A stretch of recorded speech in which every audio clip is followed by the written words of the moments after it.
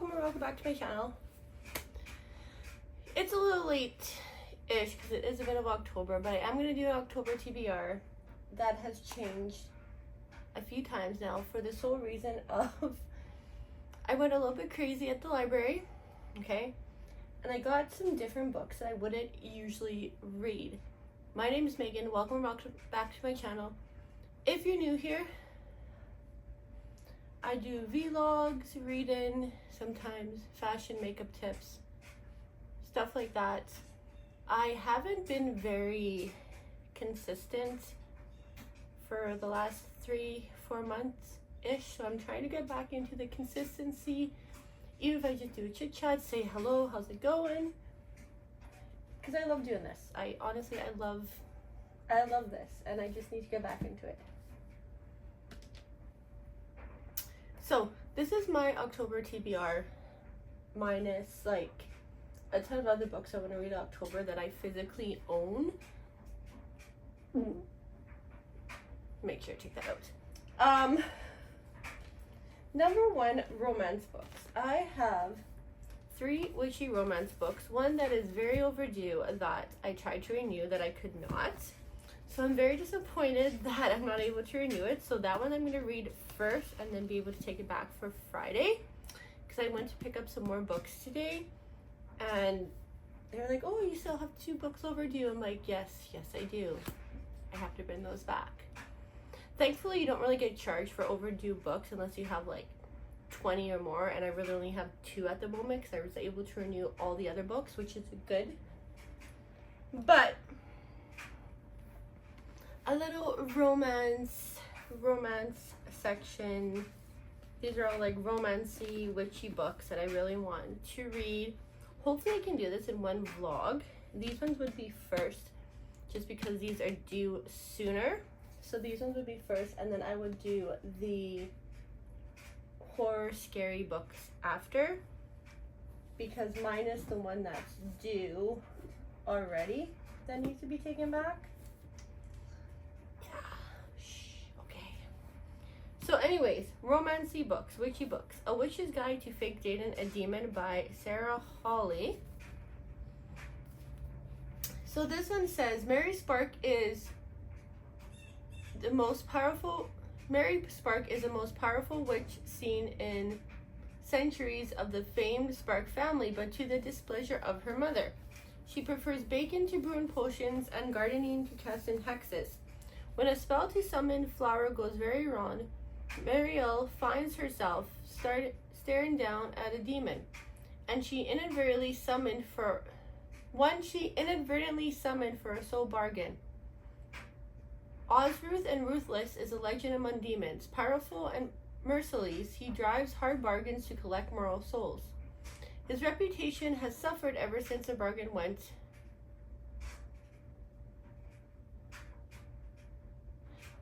His reputation has suffered ever since a bargain didn't work out. If he can strike one with Marielle, he will earn back his deadly reputation. Osruth can't leave Marielle's side until they complete a bargain, which she refuses to do. Turns out some humans are attached to their souls. But the witch is funny and curvy and disgustingly yet endearingly cheerful.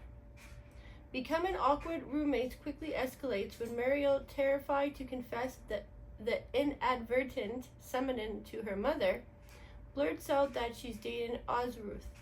As Osruth and Marielle struggle with their opposing goals and maintaining a fake relationship, real attraction blooms between them. But Osruth has a limited amount of time to strike the deal, and if Marielle gives her soul, she'll lose all her emotions, including love, which will only spell disaster for both of them. So this sounds like super cute. So this, like I said, this is gonna be read. But Perfectly Wicked by Lindsay Lovesey. The moment she'd seen him, she'd known he meant trouble for the Celeste family. Winter was a real seer in the family, but sometimes Holly got feelings about people too. And everything inside of her was screaming if they let them in, Connor Grimm wouldn't stop until he laid bare every one of her family's secrets, until he made them vulnerable to the scrutiny of the world. And then this one, Haunt Your Heart Out by Amber Roberts. Another witchy romance. Homebody Lex loves her sleepy Vermont town and quiet bookstore job. After her family, friends, exes all moved away to seek futures elsewhere, Lex set one rule: no dating tourists, newcomers, or anyone else who is bound to leave her behind. When the bookshop owner, eager to offload the supposedly haunted building, offers to sell the store to Lex at an unbeatable price, Lex jumps at the chance to further put down roots. Then handsome stranger James stops by the bookstore.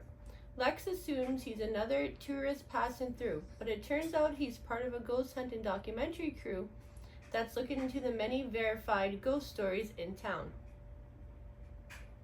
Lex can't resist getting involved, especially because the so-called ghosts are actually made up of stories from haunted happenings. Her hobby vlog for a decade prior. Worried her ghost faking secret will get out and ruin her chance to buy the store, she tampers with the ghost hunter's research and skews the results. After all, James' stay is only temporary, and her career dreams come first. So this time I did get two books. So Book of the Month is a monthly subscription. You pay, I believe it was like $20 a month with like tax, Canadian. This, as it came within, I want to say a year and a half ago, this was only US, and now this has come to Canada, which I'm super excited about.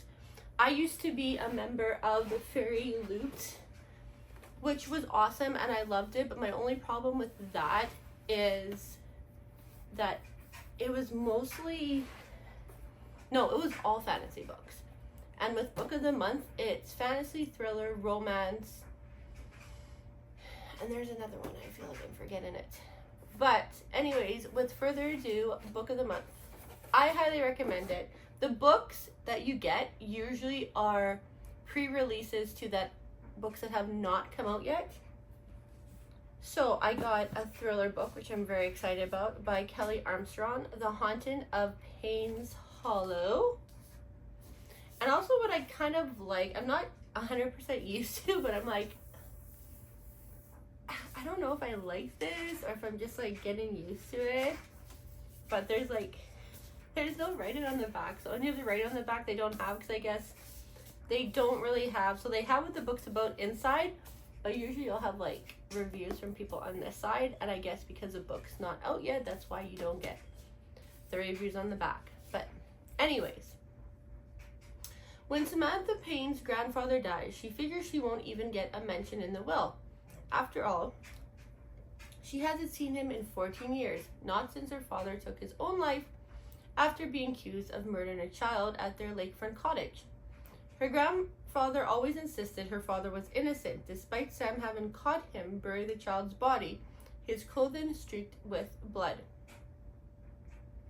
But when she attends a reading of the will of the behest of her aunt, she discovers that her grandfather left her the very valuable lakefront property, where the family cottage sits.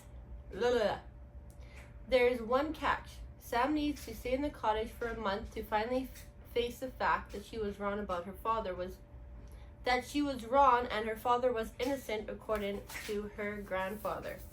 So there's that one. And then I decided to get the romance one, which is called A Second Chance Cinema by Tia Weiss. So this one is about a cinema, which I think is kind of cool, that tells like, or shows you like your memories. And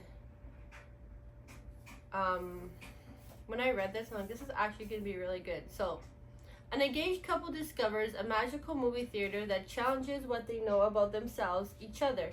In this captivating debut, brimming with nostalgia and life-affirming wonder. So I'm actually kind of excited for this one. And then on to the thriller books, which I said minus the one that's very overdue, which I'm going to read first. These other ones. So the one that I'm going to read first, because it's from the library and I really want to read it and it's very overdue, is The Crash by Frida McFadden. I tried to put my name on the list again for this, and I'm like 92nd in line. I'm like, nope, you know what? I'm just gonna finish it, and then we can go along with that. I also grabbed another Frida McFadden book called Never Lie, so I'm excited about that. And here is the ones that I saw Ian recommended on his latest video. He was gonna do a read horror books video, and these are some of the scarier books. The only ones I think on my shelf that are really scary that I have are Stephen King books. I don't think I have anything that's overly scary. Mine is maybe 2 or 3 books. So here we go. The first one is by Joe Hill, which is NOS 482, which is apparently a series.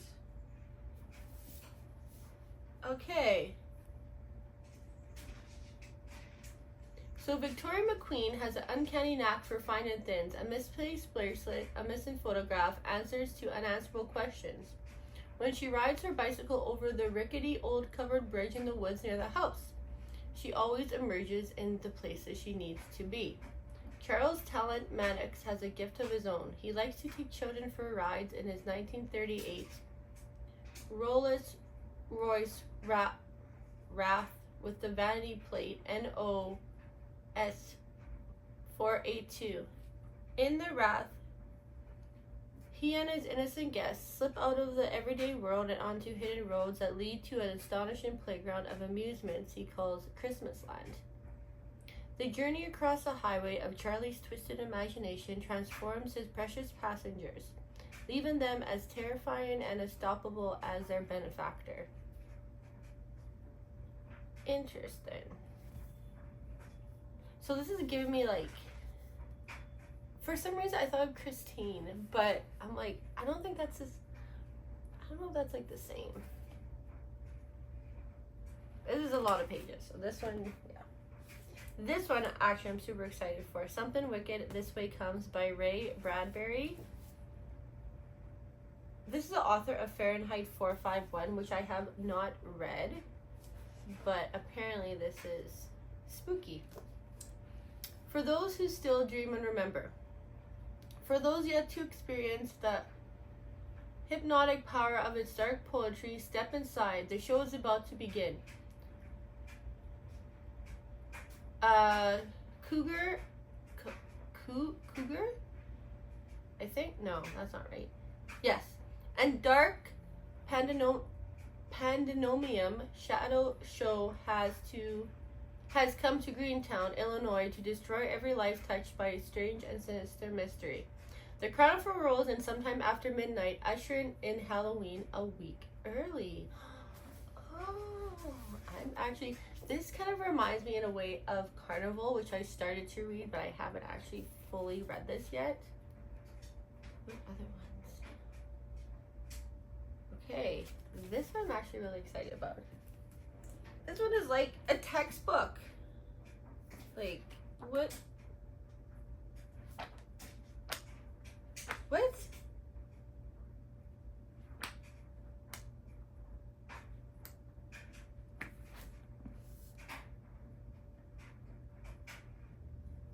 Oh, this is very...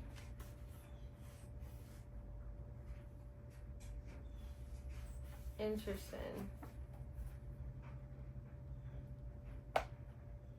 And there's like the pages are, I'm not really sure.